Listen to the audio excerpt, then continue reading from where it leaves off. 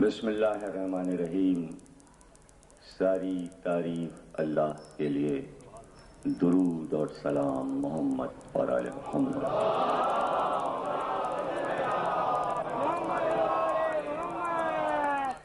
1420 ہجری شاہ نجف میں عشرہ مجالس کی چوتھی تقریر آپ حضرات سماعت فرما رہے ہیں۔ دم ہمادم علی علی کے عنوان پر آج ہم اس منزل تک پہنچے جیسا کہ ابتدا میں کہا گیا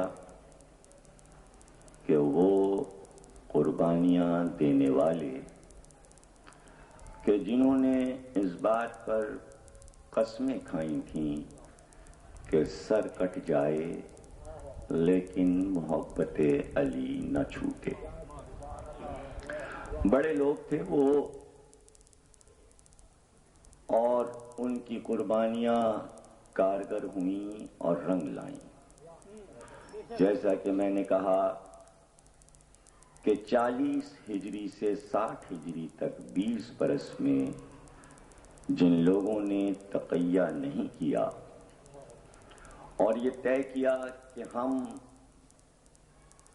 شاہراہ پر، مسجد کے صحن میں، درباروں میں، بازاروں میں یہ اعلان کریں گے کہ حق علی ہے، علی حق ہے۔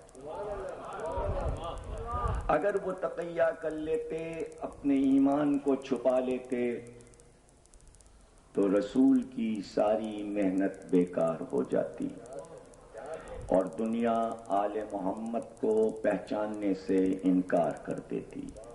بلکہ انہوں نے کربلا کے کارنامے کو بنیادی طور پر مضبوط بنایا کہ انسان خود یہ سوچے اور فیصلہ کرے کہ جب ہم سر کٹا سکتے ہیں علی علی کہنے پر، تو جب علی کا بیٹا پکارے نصر من اللہ ہے،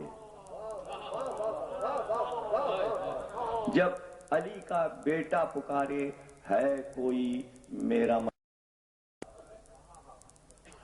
آئے کوئی، تو پھر وہ آئے جو سر کو کٹائے۔ اور وہ آئے اور انہوں نے آ کر سر کٹا کر یہ بتایا کہ علی علی تو قیامت تک ہوگا۔ اور عجیب بات یہ ہے کہ نعرہ جو بنا اسلام میں ترتیب پایا، نام بہت تھے لیکن کسی کا نعرہ نہ بن سکا۔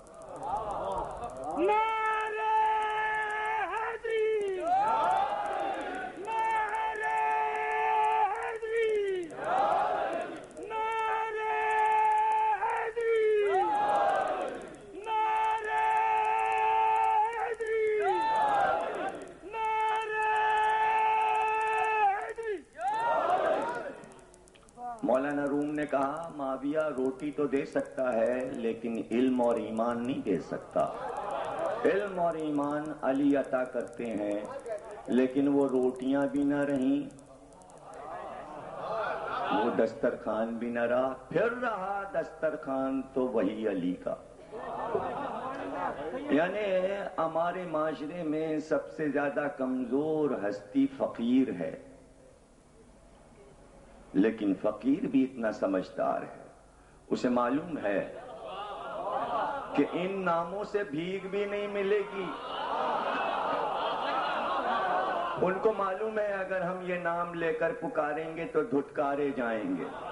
ادھر فقیر نے کہا علی علی، وہی فقیر تھوڑی دیر میں عزت دار بن گیا۔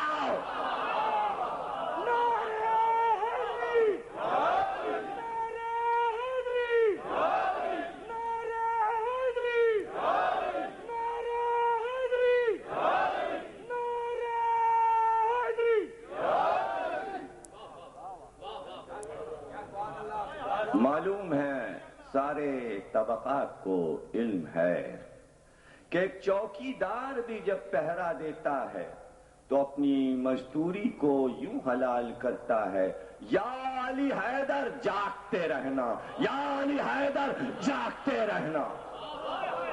اسے معلوم ہے کوئی اور نام لیں گے تو سب سو جائیں گے، یہ نعرہ جگاتا ہے۔ طبقات میں بہادروں کو، شجاعوں کو، سپاہیوں کو، فوجیوں کو، سپہ سالاروں کو معلوم ہے کہ جب رن میں کودا جاتا ہے تو بھگوڑوں کے نام نہیں لیے جاتے، وہاں بھی پکارا جاتا ہے یا علی۔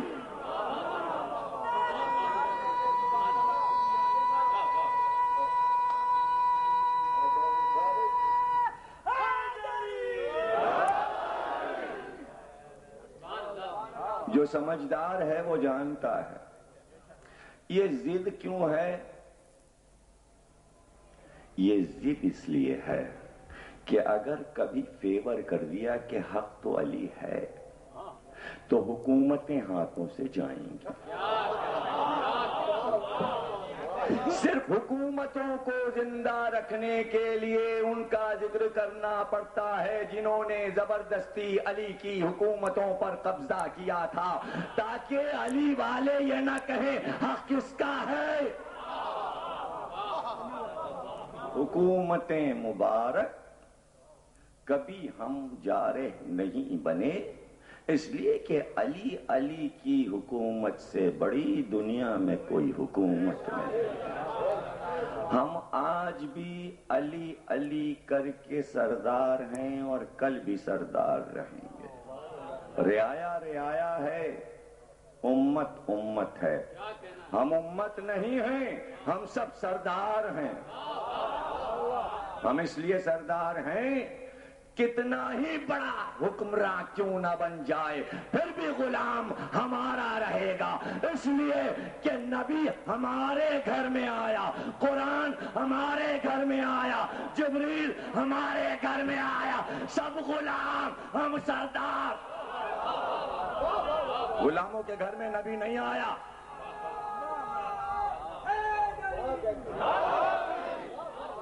غلاموں کا داماد ضرور ہمارا نبی بنا، آیا ہمارے گھر میں۔ رشتہ داری برقرار رکھو تاکہ کم از کم وہ رشتہ باقی تو رہے، اس لیے کہ یہی رشتہ سب سے پہلے ٹوٹتا ہے۔ یاد رکھو، باپ بیٹے کا رشتہ نہیں ٹوٹتا، باپ بیٹی کا رشتہ نہیں ٹوٹتا، بھائی بھائی کا رشتہ نہیں ٹوٹتا، بہن بھائی کا رشتہ نہیں ٹوٹتا، لیکن میاں بیوی کا رشتہ چند لمحے میں کچا تاگا ہے، جب چاہے ٹوٹ جائے۔ یا علی بس کہہ دینا۔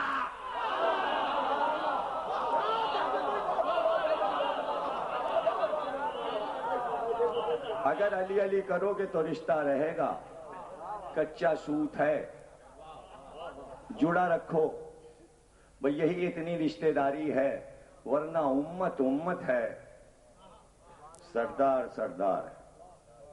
اب کبھی کبھی یہ ہوتا ہے بغاوتیں ہو جاتی ہیں، کاشتکار یا کسی مل کے ملازم اپنے سردار کے خلاف اسٹرائک کر دیتے ہیں تو غصے میں کہہ دیتے ہیں یہ کافر ہے، تو ان کے کہہ دینے سے پریسیڈنٹ کافر تھوڑی ہو جاتا ہے۔ سردار رہتے ہیں، کبھی کبھی امت ہذیان بکنے لگتی ہے۔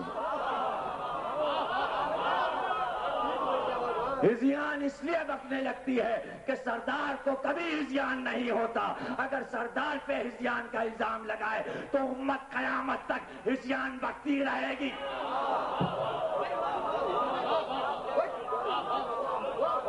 بکو ہذیان، کہتے رہو تاکہ یہودی کو، عیسائی کو، کافر کو، ہندو کو پتا تو چلے کہ مسلمانوں کو ہذیان کے دورے کب پڑتے ہیں۔ قرآن نے کہا ہے نا یہ بیمار ہیں، دل کے بیمار ہیں، تو بیماریوں کا پتہ تو سب کو چلے۔ تو کتنے حیران ہو کہ وہ دیکھتے ہیں اپنے نبی کے خاندان والوں کو خود قوم کافر کہہ رہی ہے۔ کتنے پاگل ہیں، ان کو مارنا کتنا آسان ہے، ان کے ملک چھیننا کتنے آسان ہے، ان پہ حکومت کرنا کتنا آسان ہے، ان کو اپنے سود میں پھنسائے رکھنا کتنا آسان ہے، اس لیے کہ اپنے سردار کو برا کہتے ہیں۔ انگریز کو دیکھو، اپنے سرداروں کا اتنا احترام ہے کہ ساری دنیا میں جمہوریت آ گئی، ملکہ پھر بھی ہے، محل پھر بھی ہے، پرنس پھر بھی ہے، برا نہیں کہتے۔ لا ہے ان کے یہاں کہ جو چاہے کہو۔ ایک پارک بنا دیا ہے لندن میں، یہاں آ کے سب اپنی سیاست کی بھڑاس نکالو، سب کچھ کہہ سکتے ہو، شاہی خاندان کو برا نہیں کہہ سکتے۔ کتنا احترام ہے انگریز میں اپنے شاہی خاندان کے لیے۔ مسلمانوں انگریزوں سے سیکھو، شاہ ہست حسین بادشاہ ہست حسین۔ کوئی نہ شاہ ہے نہ کوئی بادشاہ ہے، صرف نبی کا گھرانہ شاہ ہے، نبی کا گھرانہ بادشاہ ہے، اور وہ شاہی وہ بادشاہی ہم لیے آج بھی بیٹھے ہیں۔ حکومتیں سب کو مبارک، یہ شاہی ہم کو مبارک، یہ راتیں ہم کو مبارک، یہ دن ہم کو مبارک۔ ایک عاشور کے دن کی ٹکر کا ایک دن تو کوئی لا نہ سکا۔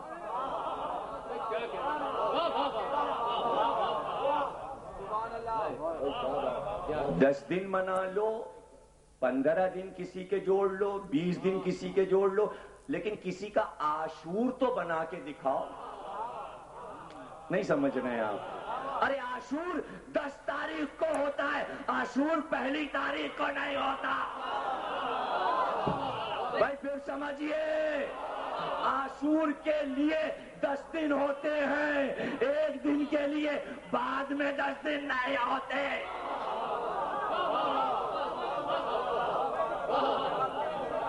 یہ تو عید کے پیچھے ٹر ہے،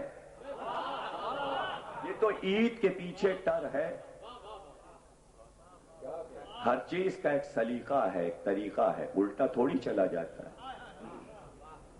جب دن گزر گیا، رات گئی بات گئی۔ یہاں تو ایک رات کے انتظار میں یہ 9 دن گزار رہے ہیں، وہاں تو جب دن چلا گیا تو جب دن ہی چلا گیا آپ کہے کہ 10 دن، کس بات کے 10 دن؟ دن تو گزر گیا۔ مسلمان سیکھ ہی نہ سکے کچھ۔ ارے اگر ہم سے نہیں سیکھنا تھا کہ ایک دن کے انتظار میں پہلے کے 10 دن گزارے جاتے ہیں تو کم از کم حج سے سیکھ لیتے کہ پہلے 10 دن آخری دن حج ہوتا ہے، یہ نہیں ہوتا کہ پہلی ذی الحج کو حج ہو پھر 10 دن گزرے۔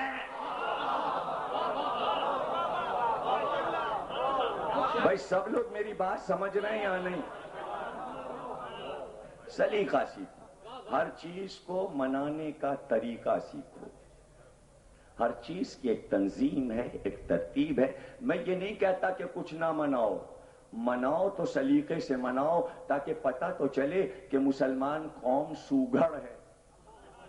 بے ترتیبی اور پھوڑ پن مسلمانوں کی تاریخ میں ہمیشہ رہا، اس لیے کہ جو گائیڈ کرنے والے تھے انہیں چھوڑ دیا اور خود ہی اٹھے سب کچھ بنانے۔ آتا جاتا کچھ تھا نہیں، لگے بنانے ہر چیز، تو جو چیز بھی بنائی وہ ٹیڑھی بنائی، کج بنائی۔ اور پھر اگر ہمارے قریب سے بھی گزر جاؤ تو تمہیں ترتیب میں معلوم ہوگا کہ ہم کہتے ہیں علی علی، وزن ہے علی علی۔ آرام سے سب لوگ کھڑے ہو گئے، ادھر سے کسی نے کہا علی علی، ادھر سے کسی نے کہا چمن چمن، کلی کلی، گلی گلی، علی علی۔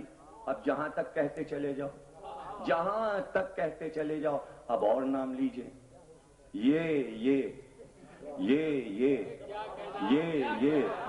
قافیے نہیں ملیں گے، قافیے نہیں ملیں گے، ردیف نہیں ملے گی، تو آگے نعرہ بڑھے گا کیسے؟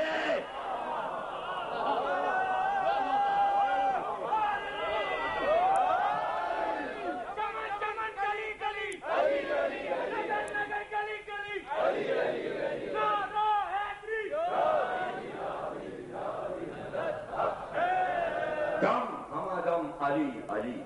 شمس تبریز نے جب کہا تھا تو کیا اور نام ان کے ذہن میں نہیں تھے؟ انہیں معلوم تھا کہ سانس کوئی نام عطا نہیں کر سکتا. سانس صرف وہ عطا کر سکتا ہے جس نے اسلام کو سانس لینا سکھایا. صرف سانس میں وہ سما سکتا ہے.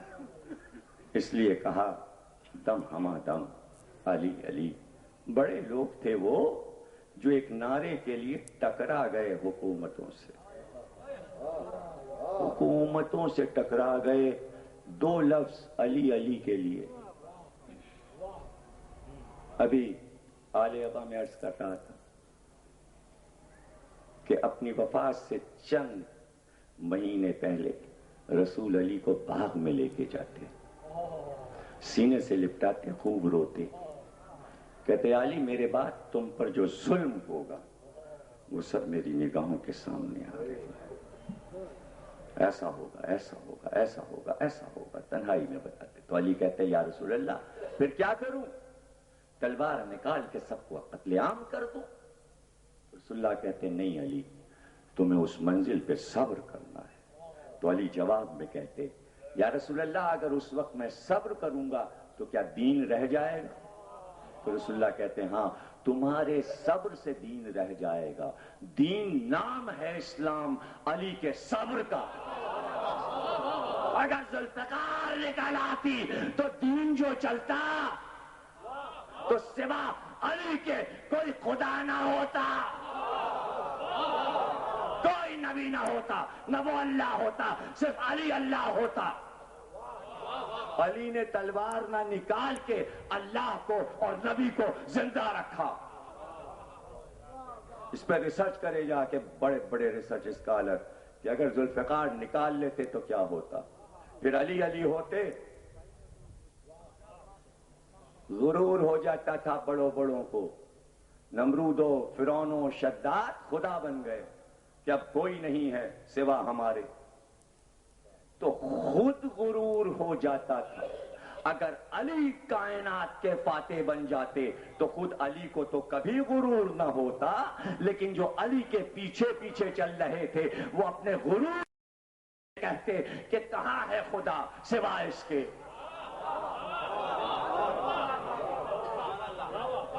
ذرا سا نہروان کا 13-14 ہزار کا لشکر تھا تو اسی میں بہک گئے. تو اگر لاکھوں کا لشکر علی کا ہوتا, 1 کروڑ کا لشکر ہوتا, 14,000 پہ اتنے علی کو خدا کہنے والے رہ گئے تو 1 کروڑ میں کتنے ہوتے جو علی کو آج خدا کہہ رہے ہوتے.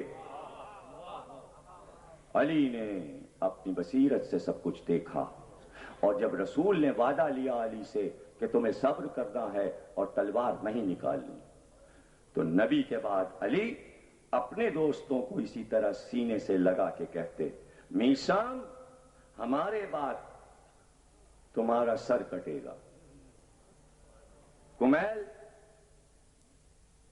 تمہارا سینہ چاک کیا جائے گا, قمبر تم قتل کیے جاؤ گے, رشید حجری تمہیں قتل کیا جائے گا, حجر بن عدی تمہیں مار ڈالا جائے گا. تو سب کہتے یا علی اس وقت ہم کیا لڑ جائیں ظالموں سے؟ تو علی کہتے نہیں, صبر کرنا. تو اب علی نے کیا کہا تھا کہ یا رسول اللہ, توجہ کیجئے گا, علی اور اصحاب علی کہ علم کی تھا کا پتہ چلے گا آپ کو. یا رسول اللہ اگر میں صبر کروں گا تو دین رہ جائے گا. تو رسول نے کہا تھا ہاں تمہارے صبر سے دین رہ جائے گا. اب اصحاب نے پوچھا تو کیا پوچھا, یا علی ہمارے صبر کرنے سے ہمارا دین رہ جائے گا, ہمارا دین رہ جائے گا. تو علی نے کہا ہاں تمہارا دین بھی رہ جائے گا, تمہارا نام بھی رہ جائے گا. تو کہا پھر کیا پرواہ, 70 بار مار کر جلایا جائے اور خاک کو ہوا میں اڑا دیا جائے, پھر بھی ہم علی علی کرتے رہیں گے. ایسے اصحاب بھی تو کسی کو نصیب ہوں. جملہ بہت قیمتی ہے، اگر سمجھ جائیے تو جلدی سے آگے نکل جاؤں.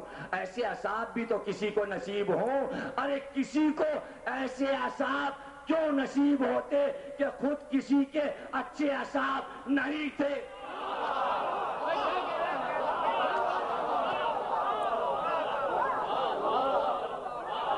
علی اپنے صاحب کے اچھے صحابی تھے، اس لیے علی کو ایسے اصحاب ملے.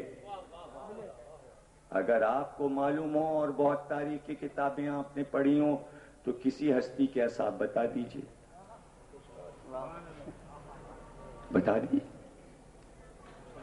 اور علی کے اصحاب تاریخ بھری پڑی ہوئی ہے، اور ایک ایک صحابی قربانی کی منزل پر کامل، علم کی منزل پر کامل، فصاحت اور بلاغت میں کامل. کسی کی موت کی خبر دے دینا، اس کے سامنے یہ کہہ دینا تم مارے جاؤ گے، یہی کافی ہے. نہیں، ہر وقت کسی نہ کسی بہانے سے یاد دلانا.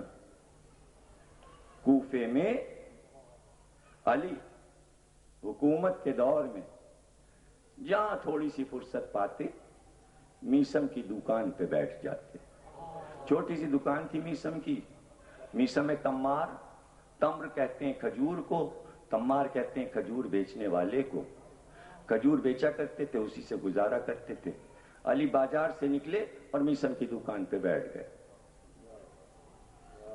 میسم کو جب کبھی ضرورت ہوتی کسی کام سے جاتے تو مولا سے کہتے مولا دکان آپ دیکھیے گا، میں ابھی آتا ہوں. اب علی کھجور کی دکان پر، علی بتا رہے ہیں میرے صحابی کے مرتبے کو پہچانو. میں عام لوگوں کو صحابی نہیں بناتا، مجھے میسم کا مرتبہ معلوم ہے، اس لیے میں یہاں بیٹھا ہوں. چلے جاتے. اب کہہ کر جا رہے ہیں تو اس کے معنی یہ ہیں کہ خریدار آئے گا، گاہک آئے گا تو مال بھی بیچیے گا. لیکن مولا ہیں، یہ کیسے کہیں کہ آپ میری جگہ پہ مال بیچیے گا. مولا دکان پہ بیٹھ مطلب اشارہ کر گئے. اب علی کیوں بیچیں کھجوریں؟ علی تو بس بیٹھ گئے دکان پر اور میسم چلے گئے. خریدار آ گیا، اس نے کہا کھجوریں چاہیے. علی نے کہا کھجوریں اٹھا لو اتنی جتنی رقم دے رہے ہو اور سکہ وہاں سامنے رکھ دو. کبھی سنتے ہیں کہ پرانے دور میں چندرگپت اور اشوک کے دور میں ہزاروں برس پہلے ہندوستان میں یہ طریقہ تھا کہ دکان پہ مال لگا رہتا، خریدار آتے، سکہ رکھتے اور مال لے جاتے. اتنی ایمانداری تھی. یا وہ تھوڑا سا نمونہ کہیں آپ کو یورپ میں مل جائے گا کہ ایک آدھ دکانوں پہ دودھ کی بوتلیں رکھی ہیں، پیسے وہاں رکھ دیے انہوں نے، پاؤنڈ یا ڈالر، اور بوتل لے گئے. نہ وہ بے معنی کرے گا کہ دودھ میں پانی ملائے، نہ یہ بے معنی کرے گا کہ نوٹ کی جگہ کاغذ کا ٹکڑا رکھ جائے. دکاندار کو گاہک پہ بھروسہ، گاہک کو دکاندار پہ بھروسہ، یہی تو اسلام نے سکھایا تھا. لیکن یہ پاکستان کو اللہ اور ترقی دے کہ پوری دنیا میں 2 نمبر کا مال بیچنا پاکستان نے سکھایا.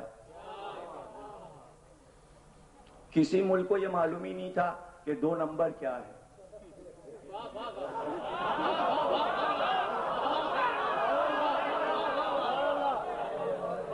ان کا بھئی یہ کیا ہے؟ ان کا یہ تو نمبر 1 ہے. اور کہا یہ لالو کھیت میں بنتا ہے، یہ نمبر 2 ہے. یہ اورنگی میں بنتا ہے، یہ نمبر 2 ہے. لالو کھیت اور اورنگی میں 2 نمبر بنتا ہے. ایسی بستیوں میں نمبر 2 بنتا ہے. کیسے پلٹوں میں لفظ کو؟ 2 نمبر بنتا ہے، نمبر 2 بنتا ہے. تو طے تو کر دیا کہ ایک نمبر 1 ہے، ایک نمبر 2 ہے. نمبر 1 اصلی ہے، اور نمبر 2 نقلی ہے.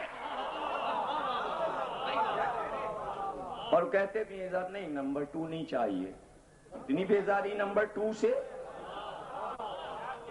اچھا نمبر 1 سب کو پسند ہے, سب کو نمبر 1 پسند ہے. جب ہم نے کہا دمادم مست قلندر علی دا پہلا نمبر, تو ہمارے پہلے نمبر پہ سب بگڑ گئے.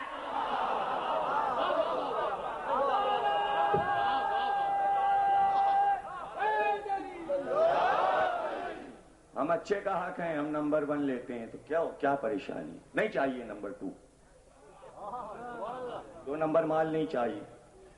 ناراض ہو جائیے آپ, نہیں ہے عادت ہمیں استعمال کرنے کی نمبر 2. غور کریں نا. تو یہ ایمانداریاں اگر اسلام میں ہوتی اور کھوٹے سکے نہ ہوتے تو اسلام کیسا پروان چڑھتا. عادتیں خراب ہو گئیں. علی ان عادتوں کو دور کرنا چاہتے تھے. کا سکہ وہاں رکھو, کھجوریں لے جاؤ. تھوڑی دیر کے بعد آئے, میسم تمار کا کچھ بکری ہوئی, کا سکہ وہاں رکھا ہے. کھجور لے جانے والا لے گیا. اب جب گلہ چھوڑ کے کوئی جاتا ہے تو دکاندار پہلے گلے کی طرف جھپٹتا ہے, کتنے کی بکری ہوئی. تو میسم بھی ادھر گئے سکہ اٹھانے. اب جو اٹھایا کہا مولا علی یہ سکہ تو کھوٹا ہے, آپ نے دیکھا نہیں یہ سکہ کھوٹا ہے. کہا تو کیا ہوا کھوٹا ہے, کھجوریں بھی اس کی کڑوی ہیں. کچھ دیر کے بعد منہ سے تھوکتا ہوا کھجوریں آیا. کہا یا علی یہ کھجوریں تو کڑوی ہیں. کہا تو تیرا سکہ بھی تو کھوٹا ہے.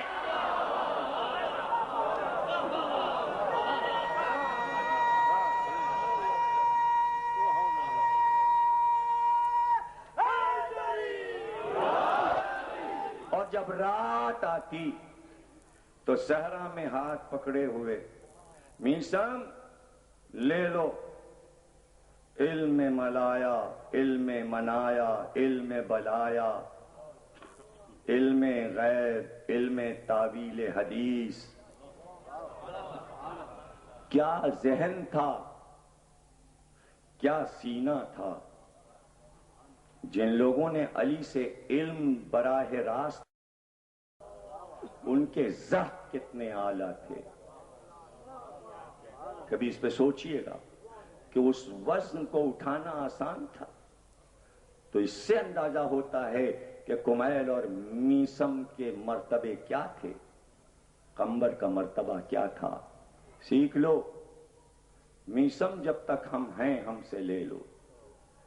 تو کیسے سکھایا, اس طرح سکھایا کہ ہمیشہ جب راستے سے چلتے تو کوفے کی اس گلی سے گزرتے جس طرف حریث کا مکان تھا, اور وہاں تھوڑی دیر کے لیے رکتے اور کہتے میسم یہ سامنے جو درخت ہے, یہ سامنے جو درخت ہے, اس درخت پر تمہیں سولی دی جائے گی. اے میسم کیا حال ہوگا تمہارا جب عبید اللہ ابن زیاد تمہیں بلائے گا دارالامارہ میں اور تم سے یہ کہے گا کہ علی پر تبرہ کرو, تو تم کیا کرو گے, تم کیا کرو گے. کہ یا علی کیا مجال جو ہم اس کے ظلم سے ڈر جائیں. کمیسم زبان کاٹی جائے گی, ہاتھ پیر کاٹے جائیں گے. کہ مولا کوئی پرواہ نہیں, کوئی پرواہ نہیں. ایک دن ہوتا تو چلیے, جب ادھر سے گزرے مسکرا کر میسم اس درخت کو پہچان لو. اور کبھی کبھی رک کر یوں اشارہ کرتے جاتے کہ سنو اس درخت کے 3 ٹکڑے ہو جائیں گے. ایک ٹکڑے پر تم کو پھانسی دی جائے گی, سولی دی جائے گی. ایک ٹکڑے پر رشید حجری کو, اور ایک ٹکڑے پر خالد بن قیس کو. 3 ٹکڑے ہوں گے. اب بتا دیا علی نے, میسم نے یاد بھی کر لیا. لیکن ہمیشہ یہ سوچا کرتے تھے درخت کے ٹکڑے کیسے ہوں گے. درخت کے ٹکڑے کیسے ہوں گے؟ علی کی شہادت ہوئی 40 ہجری میں، یہاں تک کہ 60 ہجری 20 برس گزر گئے۔ 20 برس میثم نے اس درخت کو پانی دیا، روز صبح اٹھ کر وہاں جاتے اور اس درخت میں پانی دیتے تاکہ درخت یہ کھجور کا پروان چڑھے۔ اور وہ حریث جو اس درخت کے سامنے مکان میں رہتا، اس سے پکار کر کہتے، حریث ہم تمہارے پڑوس میں آنے والے ہیں۔ تو حریث کہتا، میں سمجھتا تھا کہ میثم یہ کہتے ہیں کہ ہم یہاں تمہارے پڑوس میں مکان لینے والے ہیں، لیکن بہت بعد میں ہمیں معلوم ہوا کہ میثم کے پڑوس کا کیا مطلب تھا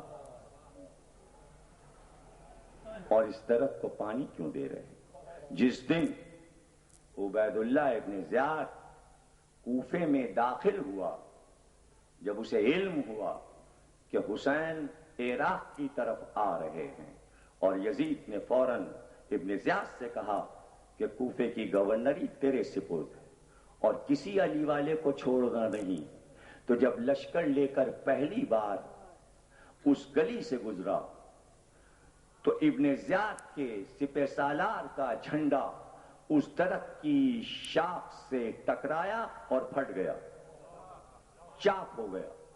غصے میں ابن زیاد نے کہا، یہ بدشگونی ہوئی ہے، ہمارے لشکر کا پہلا جھنڈا ہی اس درخت نے چاک کر دیا، اسے کاٹو۔ درخت کٹا تو میثم کچھ اور سرشار ہوئے۔ اس کیفیت کو میں بیان کیسے کروں؟ سوچا کرتے تھے کہ علی نے کہا ہے کہ اس درخت کے 3 ٹکڑے ہوں گے۔ ابھی تو یہی نہیں پتا تھا کہ درخت کٹے گا کب، آج پتا چلا کہ درخت کٹ گیا، ابن زیاد نے درخت کو کاٹ ڈالا۔ تو دیکھنے چلے، اب جب دیکھنے چلے تو اپنے بڑے بیٹے علی بن میثم کو ساتھ لے کر چلے۔ ہر علی والے نے اپنے بڑے بیٹے کا نام علی رکھا تھا تاکہ ہر وقت علی علی کہتا رہے اور ہر وقت ہر سانس میں علی سمائے رہیں، اس لیے کہ بیٹا روح ہے۔ بیٹے کو لے کر آئے، درخت کٹا پڑا ہوا تھا۔ اس محلے زیاد کے پاس پہنچا اور کہا، یہ درخت تو کٹ گیا، اگر اجازت دیجئے تو میں خرید لوں۔ کا رقم جمع کر دو بیت المال میں، درخت خرید لو۔ اس نے درخت خرید لیا اور وہیں کھڑے ہو کر اس کے 3 ٹکڑے کیے بیچنے کے لیے۔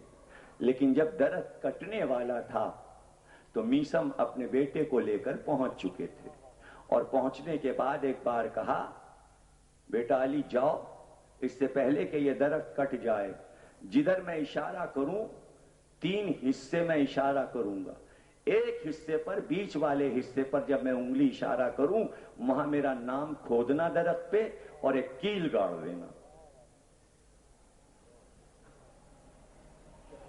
اس نے، بیٹے نے نام کھود دیا اپنے باپ کا اور کیل گاڑ دی۔ میثم مسکراتے ہوئے بیٹے کو لے کر چلے گئے۔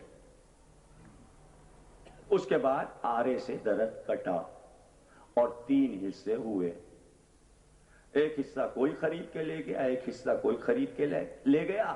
صبح پھر آئے، بیٹے سے کہا، بیٹا اب جا کے قریب دیکھو جو حصے بک گئے ان میں کون سا رہ گیا اور کون سا حصہ گیا۔ بیٹا قریب گیا، کہا بابا عجیب اتفاق ہے، 2 حصے بک گئے، ایک حصہ جو پڑا ہے درخت کا اس پہ آپ کا نام لکھا ہے جس پہ میں نے لکھا تھا اور کیل گڑی۔ کہا بس ٹھیک، آؤ۔ ایسے علی والے، ایسے علی والے، ایسے علی والے گویا دولہا بنتے ہیں۔ یہ کس بات کی تیاری ہے؟ ذہن میں رہے، یہ کس بات کی تیاری ہے، یہ کس دن کی تیاری ہے، یہ سرشاری کی کیفیت کیوں طاری ہو رہی ہے۔ اور پھر ایک دن شکایت پہنچ گئی،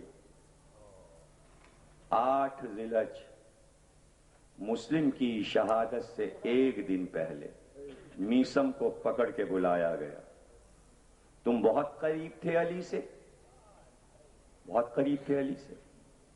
کہاں؟ کہ علی سے بیزاری کا اعلان کرو. کہو جو ایسا نہ کروں تو کا ہاتھ پیر کٹے جائیں گے، تمہارے ہاتھ اور پیر کاٹ دیے جائیں گے. کا یہ تو ہمارے مولا نے ہم کو بتایا ہے، تو نے کون سی نئی بات کہی؟ غصے میں اٹھ کے کھڑا ہو گیا ابن زیاد تخت سے. کہنا اور کیا بتایا ہے علی؟ اور کیا بتایا؟ کہ علی نے بتایا کہ میری زبان بھی تو کاٹے گا.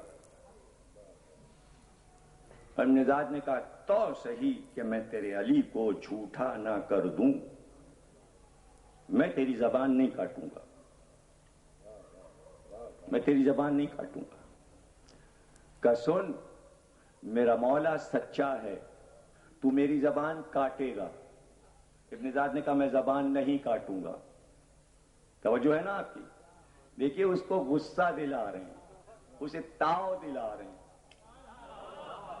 تو زبان کاٹے گا، وہ کہہ رہا نہیں کاٹوں گا. تو زبان کاٹے گا، نہیں کاٹوں گا. نہیں سمجھے علی والا. پھر سمجھیے دشمن علی والے سے کھیلنا چاہتا ہے، ارے علی والا ظالم سے کھیلتا ہے. جاگ رہے نا آپ کے لیے پڑھ رہا ہوں. یہ آج جو زندہ بیٹھے ہیں آپ، یہ ان قربانیوں کے معجزات. اس لیے ان شبوں میں انہیں خراج. کربلا کی شہادت سے میثم کی شہادت جڑی ہوئی ہے. جملہ دے دوں، اگر میثم زندہ رہ جاتے 9 ذی‌الحج کے بعد، تو جس طرح کوفے میں حسین کا خط حبیب کے نام آیا، ایک خط میثم کے نام بھی آتا. لیکن میثم نے اپنا نام مسلم کی شہادت سے پہلے لکھوایا.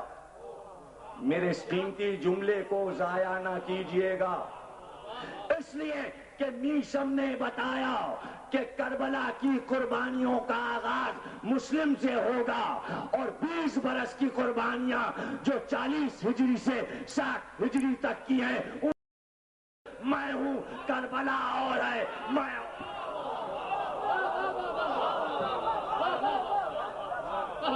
وہ 2,60,000 قربانیوں کا میں تتمہ ہوں. مسلم کربلا کی قربانیوں کا آغاز ہے، وہ سب سے زیادہ افضل ہے. حبیب وہاں ہے، میں یہاں ہوں. زہیر وہاں ہے، میں یہاں ہوں. مسلم ابن اوسجہ وہاں ہے، میں یہاں ہوں. ہر ایک علی والا اپنے مرتبے کو بھی پہچانتا تھا. ان مجالس میں یہی پیغام ہے آپ کے نام کہ اے علی والو اپنے مرتبے پہچان. اگر ان مجالس سے یہ نہ پتا چلا عزاداروں کو کہ ہمارا مرتبہ کیا ہے، تو جینے کا کیا فائدہ،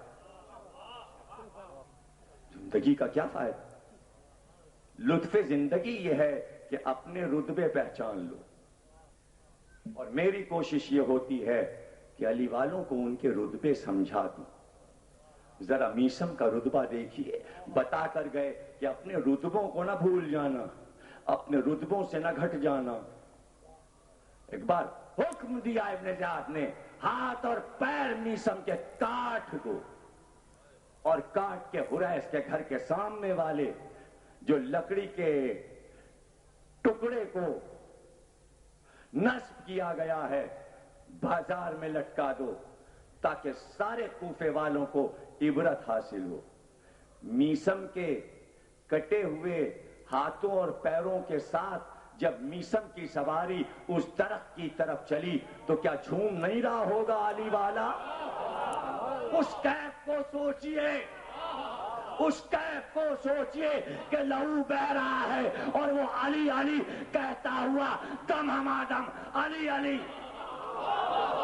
صلیب کی طرف جا رہا ہے. اس کی زبان سے کچھ سمجھے نہیں آپ. اب میں کیسے سمجھاؤں؟ کوشش کرتا ہوں کہ دل میں اتر جائے بات آپ کے.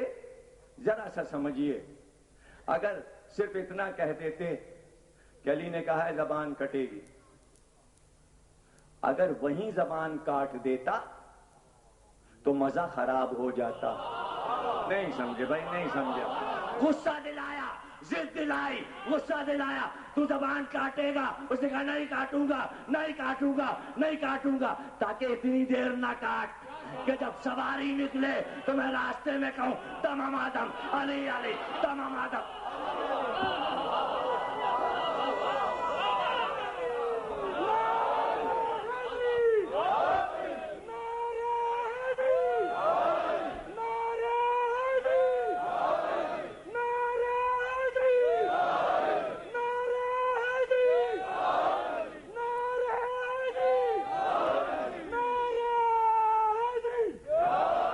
جزاک اللہ. اللہ آپ کو جزائے خیر عطا کرے. مولا آپ کی امداد فرمائے. اسی طرح اس نام کو زندہ رکھنا ہے. یہی نام زندہ رہے گا، یہی نام کام آئے گا. چلے ڈار کی طرف چلے، کس شان سے چلے. اپنے قدموں سے خود اپنی خوابگاہ کی طرف جانے والوں، تم پر سلام. مزہ نہیں لیا اس جملے کا؟ ارے علی والے کے اگر قدم بھی نہ ہو تب بھی وہ اپنے قدم سے جاتا ہے مقتل کی طرح.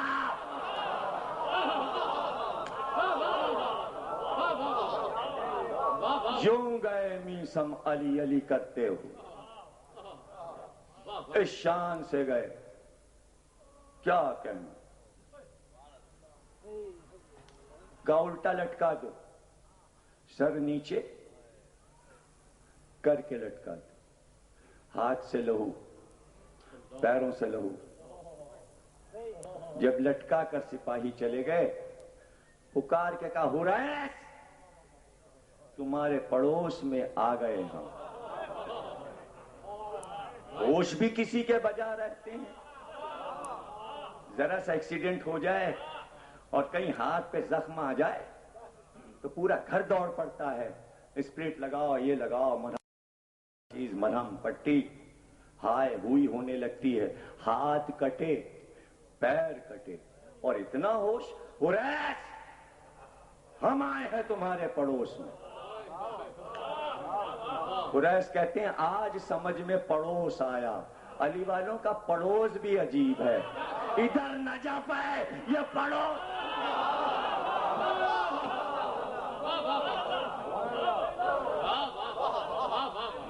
کوفہ نجف کا پڑوس ہے.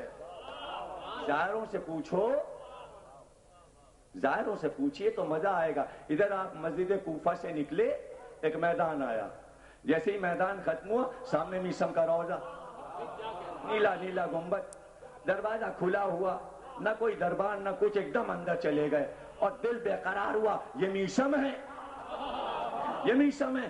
جب میسم سے مل لیے تو نجف چلے. نجف سے مسلم کی طرف آؤ تو بیچ میں میسم، ادھر سے ادھر علی کی طرف جاؤ تو بیچ میں میسم. ایک بڑا کویت کا سوداگر، اسے کینسر تھا. وہ مسجد کوفہ دیکھ کر علی کے روضے جا رہا تھا دعا مانگنے کہ میرا کینسر ٹھیک ہو جائے. نیلا چھوٹا سا گنبد بنا ہوا تھا، چھوٹا سا کچا روضہ. ایک بار ٹیکسی پہ بیٹھے بیٹھے کہنے لگا یہ کس کا روضہ ہے چھوٹا سا؟ کہا یہ علی کے غلام میسم کا ہے. کہا ٹیکسی تو ذرا روکو. ٹیکسی روکی. ایک بار کچے روضے میں چلا گیا، زری پکڑی. کہا میسم میں تمہارے مولا کے پاس جا رہا تھا، تم اپنے مولا سے کہو میرا کینسر ٹھیک کر دے، میں تمہارا روضہ بنواؤں گا. ہفتے بھر میں سوداگر کا کینسر غائب ہو گیا. اس نے میسم کا روضہ بنوایا. ایسے ہوتے ہیں علی والے جو شفا تک. علی علی کا راز یہ ہے کہ آپ کسی بیمار کو ہاتھ لگا دیں تو اسے شفا ہو جائے. آپ ہاتھ لگا دیں تو آپ شفا عطا کر سکتے. حریث ہم تمہارے پڑوس میں آ گئے. حریث باہر نکل کے آئے، کہا حریث پڑوسی کی خدمت بھی تو کی جاتی ہے، پڑوسی کا حق تو ادا کرو۔ کہ کیا بات ہے میسم؟ کہ یہ جہاں مجھے لٹکایا گیا ہے، جہاں پر مجھے لٹکایا گیا ہے، یہ نیچے کی جو زمین ہے اس کو ذرا جھاڑو سے صاف کر دو، اور صاف کر کے یہاں پانی چھڑک دو، اور یہاں پہ لوبان اور اگربتیاں لا کر سلگا دو۔ چلیں جلدی جلدی۔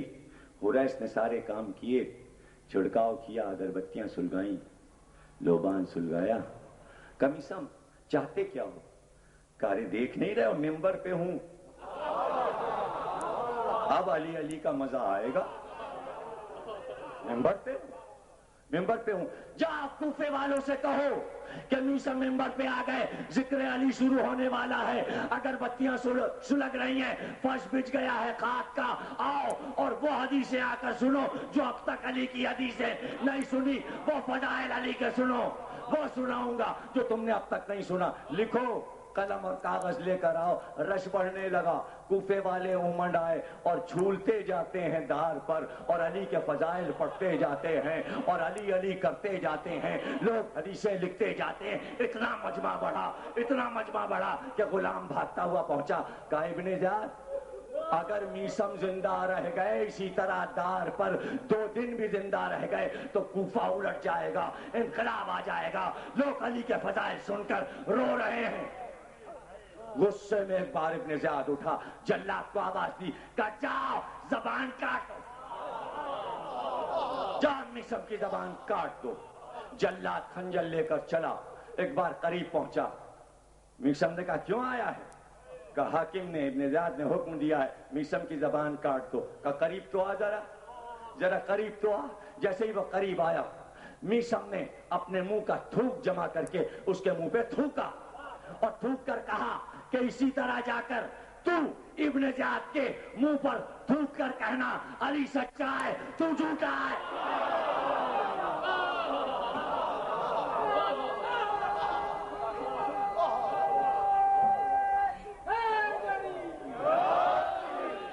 جا کہہ دو علی سچے ہیں، تو جھوٹا ہے۔ لے اب زبان کاٹ لے، میسم نے زبان باہر نکال دی، جلاد نے زبان کاٹ لی۔ اب کاٹ لے زبان، جو لکھوانا تھا وہ لکھوا چکے، جو بتانا تھا وہ بتا چکے۔ ایسی لاکھ زبانیں کٹ جائیں، پیغام تو یہاں تک آ گیا۔ زمانہ سمجھا کہاں علی والوں کو کہ کیسے علی علی ہوتا ہے، دار پہ بھی علی علی ہوتا ہے۔ ایک مسئلہ آپ نے سنی ہے، دار پہ بھی نیند آ جاتی ہے، سنی ہے؟ علی والوں کو دار پہ بھی نیند نہیں آتی۔ کتنے ناواقف بچے میرے سامنے بیٹھے ہوئے ہیں کہ مجھے ہر چیز کی شرح کرنا پڑتی ہے۔ یہ مسئلہ کیوں مشہور ہوئی کہ دار پہ نیند آ جاتی ہے، سولی پہ نیند آ جاتی ہے؟ کچھ پتا ہے؟ یہ چیزیں اگر نہیں سیکھو گے تو عالمی معلومات نہیں ہوگی۔ ہم علی کے فضائل کے ساتھ تمہیں دنیا کے علوم سے بھی واقف کروانا چاہتے ہیں۔ جس کو صبح کو پھانسی دی جاتی ہے اسے رات بھر ٹھنڈے پانی سے نہلایا جاتا ہے اور سونے نہیں دیا جاتا، اسے رات بھر جگایا جاتا ہے۔ اب کسی جیل میں جا کے پوچھ لو یہاں سے جیل کتنی دور ہے نا، تو جیلر سے کسی سپاہی سے پوچھو کہ جب پھانسی دی جاتی تو ہوتا کیا ہے؟ رات بھر اسے جگاتے ہیں، صبح صبح اسے نہلاتے ہیں۔ جو رات بھر جاگتا ہے اور اس کے بعد اگر نہا لے تو فوراً نیند آتی ہے۔ ہائے ہائے ہائے، ہاں کچھ سمجھے؟ اس لیے مسئلہ مشہور ہوئی کہ دار پر بھی نیند آ جاتی ہے۔ ارے علی علی کرنے والے دار پر بھی بیدار رہتے ہیں، اس لیے کہ دار پہ نیند نہیں آتی، ان کے حصے کی نیند شب ہجرت علی نے پوری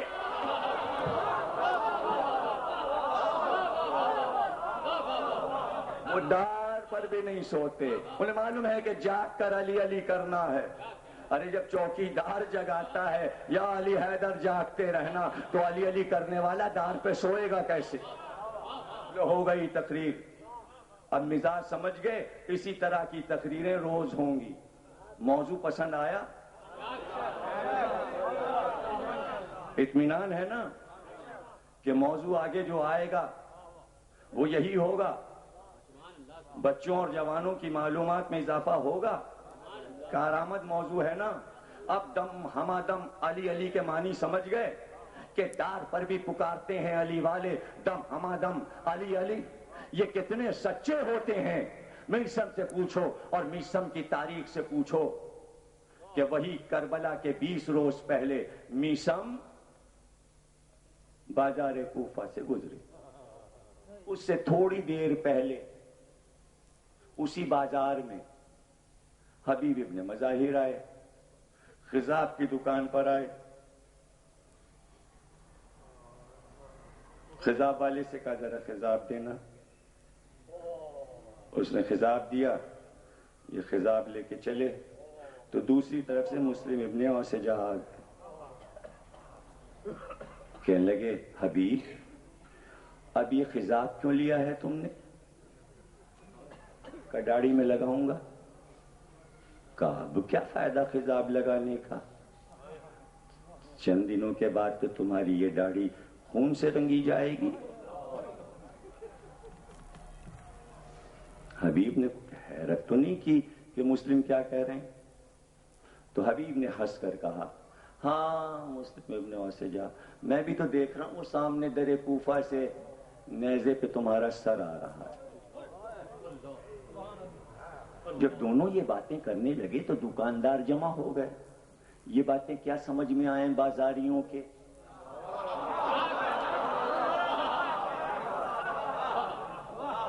خواص کی باتیں۔ وہ ہنستے ہوئے ایک طرف چلے گئے، وہ ہنستے ہوئے دوسری طرف چلے گئے، بازار والے کھڑے ہو کے کہنے لگے یہ دو دیوانے تھے، عجیب باتیں کر رہے تھے، کہتے خضاب کی کیا ضرورت ہے، داڑھی خون سے رنگی جائے گی؟ اس نے کہا وہ در کوفہ سے نیزے پہ رکھا ہوا سر آ رہا ہے، قاتل سر رہ کے آ رہا ہے کوفے کی طرف۔ دیوانے تھے دونوں۔ اتنی دیر میں ابھی باتیں طے ہو رہی تھیں کہ یہ کیا باتیں تھیں کہ میثم آ گئے، کہہ رہے تم لوگ کیا باتیں کر رہے ہو؟ وہ دیوانوں کی باتیں کر رہے ہیں، خضاب لینے آیا تھا تو دوسرا ادھر سے آ گیا، اس نے کہا تیری داڑھی تو خون سے رنگی جائے گی، تو اس نے اس سے یہ کہا کہ تیرا سر تو نیزے پہ بلند ہے اور کوفے کے در سے آ رہا ہے۔ تو ہم لوگ وہی کھڑے ہوئے تبصرہ کر رہے ہیں کس طرح کی باتیں ہیں، دو دیوانے کر رہے تھے۔ تو میثم نے کہا اللہ رحمت نازل فرمائے، حبیب یہ بتانا بھول گئے مسلم ابن اوسجہ کو کہ جب قاتل سر لے کر آئے گا تو حاکم 12 درہم انعام بھی قاتل کو دے گا۔ تو بازار والے کہنے لگے دو دیوانے تو تھے ہی، یہ تیسرا دیوانہ آ گیا۔ میثم بھی چلے گئے، بازار والوں کے سمجھ میں تینوں کی گفتگو نہ آئی۔ جب سن 61 ہجری میں واقع کربلا ہو گیا تو اب مورخ بیٹھا لکھنے کے لیے کہ میثم نے کیا کہا، حبیب نے کیا کہا اور مسلم ابن اوسجہ نے کیا کہا۔ اب پتا چلا کہ دیوانوں کی باتیں تاریخ بن گئیں۔ علی کے دیوانے ایسے ہوتے ہیں کہ اپنے لہو سے تاریخ لکھواتے ہیں۔ تم جو آج فرش عزا پر بیٹھے ہو تو اس دور کی علی علی کی تاریخ لکھوا رہے ہو۔ اس طرح تاریخ میثم، حبیب اور مسلم اور زہیر کو نہیں بھولی، تم کو بھی نہیں بھولے گی۔ کہیں نہ کہیں نام درج ہے، بڑے بڑے لوگ بھلا دیے جائیں گے لیکن علی والوں کو تاریخ نہیں بھول سکتی۔ چند دن پہلے بات ہوئی تھی کہ داڑھی خضاب ہوگی، اور کتنے دن گزرے تھے ابھی، اتنی جلدی وقت گزرا کہ حبیب بیٹھے ہوئے دسترخوان پہ ابھی یہ کہہ رہے تھے اپنی زوجہ سے کہ ٹھنڈا پانی بھی لا کر رکھ لو تو کھانا شروع کریں۔ پہلا نوالا اٹھا کر منہ میں ڈالا تھا کہ حلق میں نوالا پھنسا، جلدی سے اشارے سے پانی مانگا. جب پانی پی کے نوالا اتارا تو زوجہ سے کہا کہ بی بی کوئی قاصد آنے والا ہے, کوئی قاصد آنے والا ہے, میرے گلے میں نوالا پھنسا ہے. یہ کہہ رہے تھے کہ دروازے پہ دستک ہوئی. حبیب ابن مظاہر خط لے جاؤ. کہ کون؟ کہ میں ہوں قاصد حسین, تمہارے نام حسین کا خط لایا. پتہ ہے کیا ہوا؟ ننگے سر ننگے پیر دروازے کی طرف حبیب دوڑتے ہوئے چلے. دروازے کو کھولا, قاصد کا چہرہ نہیں دیکھا, خط اس کے ہاتھ سے لیا, آنکھوں سے لگایا, خط کو چوما, سر پہ رکھا اور خط لیے ہوئے آئے. لفافے کو چاک کیا, خط کو کھولا, لکھا تھا یہ خط ہے مرد فقی بچپن کے دوست حبیب ابن مظاہر کی طرف حسین ابن علی فاطمہ کے لال محمد کے نواسے کا. اور بس 2 سطریں لکھی تھیں, اے حبیب ہم نرغہ عہدہ میں گر گئے, اتنی جلدی آنا, دیر نہ کرنا آنے میں کہ کربلا میں میرا لاشا پاؤ. جزاک اللہ. 4 محرم ہے, اور جس طرح آپ محنتوں اور ریاضتوں سے ایک اذا خانے سے دوسرے اذا خانے, کون جزا دے سکتا ہے سوا مادر حسین کے.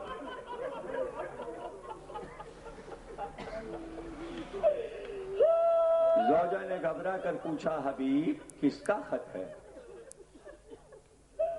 فاطمہ کے لال حسین کا. کہا کیا لکھا ہے؟ کہا مجھ کو بلایا ہے, نینوا کے میدان میں گھر گئے ہیں لشکروں نے, مجھے بلایا ہے. زوجہ نے کہا پھر کیا ارادہ ہے؟ چپکے سے سر جھکا کر کہا سوچتا ہوں زمانہ پورا شوب ہے, جاؤں کہ نہ جاؤں. کہنا تھا کہ زوجہ جلال میں اٹھ کر کھڑی ہو گئی, ایک بار سر سے چادر کھینچی اور چادر ہاتھ میں لے کر کہا حبیب وائے ہو, یہ چادر اوڑھ کر گھر میں بیٹھو, میں جاؤں گی, میں حسین کی مدد کو جاؤں گا. ارے فاطمہ کا لال بلائے اور تم یہ کہو زمانہ پراشوب ہے. کبھی بھی بیٹھو, میں نے تمہیں آزمانے کو کہا تھا.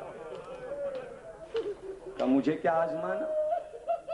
کہ میں نے یہ سوچا کہ اگر میں چلا گیا اور میں مار ڈالا گیا تو تم بیوگی کے دن کیسے گزارو گی؟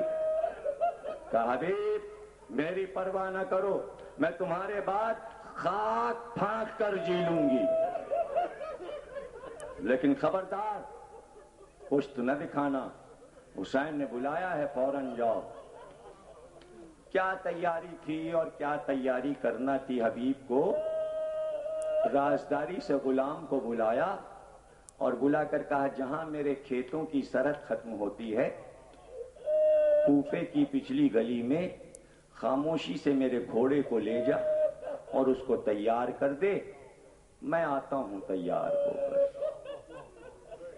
غلام وہاں پہنچا حبیب کے کھیتوں کے پاس, اور پچھلی گلی میں کھیتوں کے پیچھے گھوڑے کو تیار کر کے خود وہیں گھوڑے کے سائے میں بیٹھ گیا. دھوپ بہت تیز تھی, گھوڑے کے سائے میں بیٹھ گیا, لجام فرس کو پکڑے ہوئے.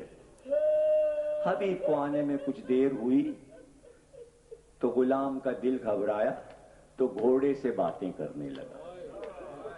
گھوڑا اسے پہچانتا تھا, یہ گھوڑے کو پہچانتا تھا. حبیب آہستہ آہستہ کھیت کی منڈیروں سے ہوتے ہوئے پہنچ رہے تھے گھوڑے کے قریب کے کان میں آواز آئی. غلام گھوڑے سے یہ کہہ رہا تھا کہ اے میرے مالک کے اسب وفادار، اگر میرا مالک نہ آیا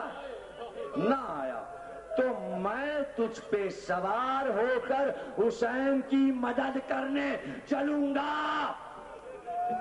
بس یہ جو حبیب نے سنا وہیں رک گئے اور آنسو بہنے لگے، اور ایک بار مدینے کا رخ کیا. کہا یا رسول اللہ، آپ کے نواسے پر یہ دن آ گیا کہ غلام آپ کے مدد کی تمنا کر رہے ہیں. کتنا بے کس ہے فاطمہ کا لال. ہو گئی تقریر، چند سیکنڈ اور پھر آپ کے لیے دعا. چند لمحے. بوڑھا مجاہد گھوڑے پہ سوار ہوا، گھوڑے کو ایڑ دی، لجام فرس کو کھینچا، گھوڑا ہوا سے باتیں کرنے لگا. طے کیا راستے کو تیزی کے ساتھ، نینوا میں داخل ہوئے، کربلا سے قریب ہوئے. یہاں عالم یہ تھا کہ حسین ایک ایک نیزہ، ایک ایک پرچم سب کو دیتے جاتے تھے. زہیر یہ تمہارا پرچم، مسلم ابن اوسجا یہ تمہارا پرچم، عابس یہ تمہارا پرچم، ہلال یہ تمہارا پرچم. اور ایک پرچم نیزے میں لگا ہوا خیمے کی تناب سے لگا کر نصب کر دیا. سارے اصحاب نے کہا آقا یہ کس کا حصہ ہے؟ بے اختیار حسین نے کہا اس کو لینے والا وہ آیا. گرد اٹھی، گرد چھٹی، کہا حبیب آ گئے. تیز ایک سوار حسین کی طرف گھوڑے کو ڈالے ہوئے تیز قدم سے گھوڑا آتا جاتا تھا. جیسے ہی حبیب قریب آئے، میری طرف دیکھنا بہت روگے. ایک بار حبیب گھوڑے سے کود پڑے، جھک کر حسین کے قدم چومے. دو لمحے بہت روگے. ایک بار حسین کے قدم چومے. سارے اصحاب نے حبیب کو گھیر لیا. ادھر سے زوئے، مسلم ابن اوسجا، عابس، شبیب، ہلال بن نافع ایک ایک بڑھ کر کہتا مبارک ہو حبیب تم زندہ آ گئے، مبارک ہو حبیب تم زندہ آ گئے. کچھ سمجھے؟ ارے ابھی تو مر جائیں گے. یہ زندگی کی مبارکباد کچھ سمجھے؟ یعنی زندہ بچ کر آ گئے حسین کی نصرت کرنے، اس کی مبارکباد. کیا تھے کربلا والے؟ مبارک ہو حبیب تم زندہ بچ کے آ گئے. آخری جملہ تقریر کا. روگے؟ کچھ سوچ کے رونا. 9 یاد رہے، عاشور یاد رہے، شام غریباں یاد رہے. حبیب کا ذکر ابھی ایک بار اور ہوگا، 8 یا 9 کو پھر ذکر کروں گا.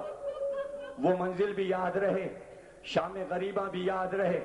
ایک بار شور ہوا مبارکباد کا. جب شور ہوا تو زینب در خیمہ پر آئی. کہا فضا یہ شور کیسا ہے، یہ مبارکباد کیسی ہے؟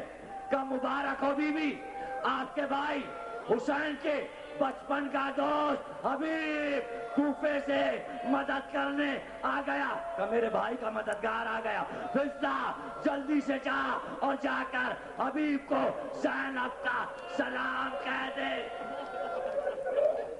زینب کا سلام کہہ دے. فضا چادر اوڑھ کر ایک بار آئی. کہا حبیب مبارک ہو، زینب نے تم کو سلام کہا ہے. ایک بار حبیب نے اپنے دونوں ہاتھوں سے منہ کو پیٹا اور کہا اللہ آج علی کی بیٹی اتنی بے کس ہو گئی کہ غلاموں کو سلام کر رہی. غلاموں کو سلام. زینب کا سلام کربلا کے شہیدوں پر. بار الہ اس عزا خانے کو یوں ہی آباد رکھے، ان عزاداروں کو آباد رکھے، انہیں کوئی غم نہ دینا سوا غم حسین. بحق کے محمد اور آل محمد ہم میں جو بیمار ہیں انہیں شفا عطا فرما، جو مر گئے ان کی روحوں کو بخش. پروردگار ظہور فرما. تاجی